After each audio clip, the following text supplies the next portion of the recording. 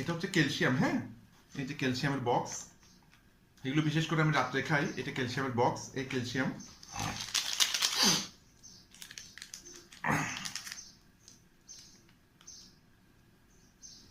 ক্যালসিয়ামটা আমি নিচ্ছি।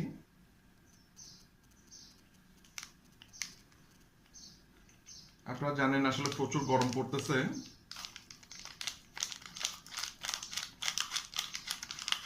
গরম লাগলেও সকালবেলার হাঁটা অত্যন্ত গুরুত্বপূর্ণ। সকালবেলা অবশ্যই হাঁটবেন, অবশ্যই হাঁটবেন। এই যে ক্যালসিয়াম,